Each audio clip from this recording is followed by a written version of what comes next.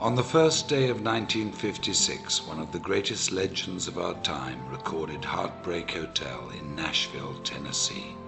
His name was Elvis Presley, and this, his first hit, officially introduced him to the American national music consciousness.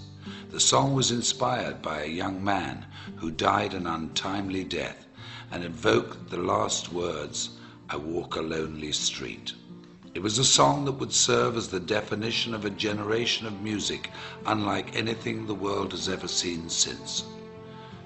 On that day, something else had taken place, perhaps not so momentous at the time, but that would prove to also define a generation, not of music, but of changing people's lives, and who would also die an untimely death as fate would have it.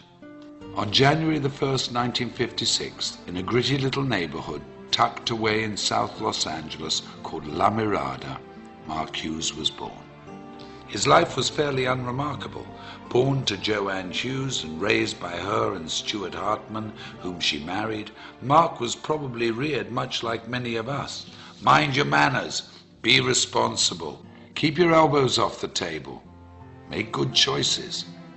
He was skinny and good-looking, polite and friendly, and very protective of his two younger brothers.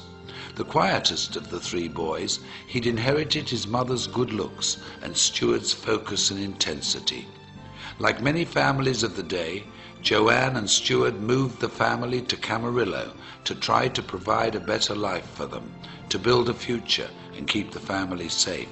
And like many other families of the day, their not-so-picture-perfect marriage fell apart and resulted in a divorce that would change the family forever. Mark's childhood was like many in the growing suburban community: school, day trips to the Channel Islands, bicycle rides and fishing outings. That all came to an end after the divorce, and Joanne began to chase her youth, trying fad diet after fad diet. It was a scary time for Mark, and when Joanne became sick in 1969, when Mark was just 13 years of age, the family returned to La Mirada. They lived with her parents, Mark's grandparents, Lorenz and Hazel Hughes, who took the family in and took care of them as only family could.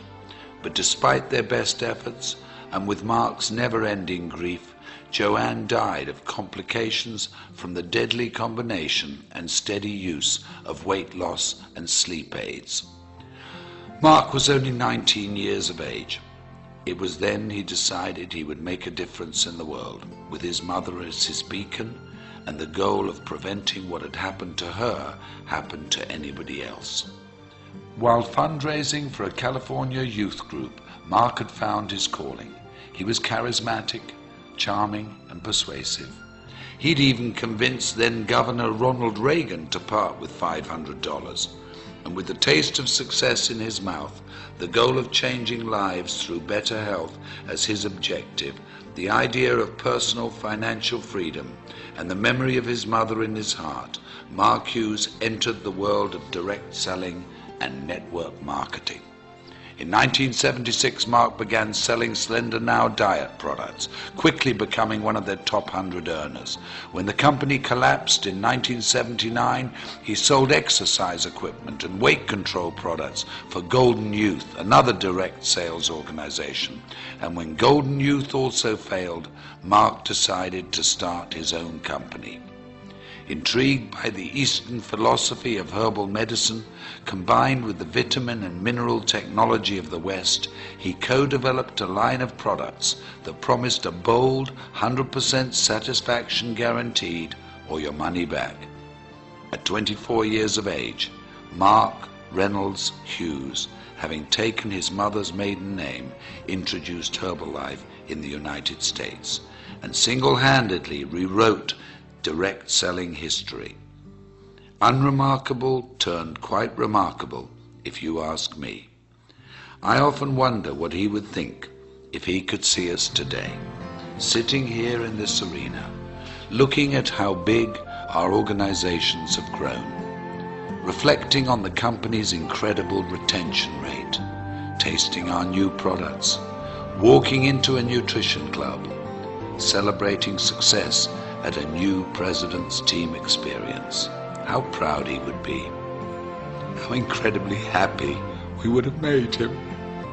I know in my heart, as many of you do in yours, that his light is what has made this possible, that his vision is what fuels us, that we are forever changed because of his influence on us and his belief that despite what we may think of ourselves every now and again, we're truly remarkable human beings. What a gift we've been given. What an incredible, invaluable, unique gift. I had this incredible dream when I wanted to start the Herbalife company that we could help people lose weight and we could help them do it safely, and they would have not just hope, that they would have reality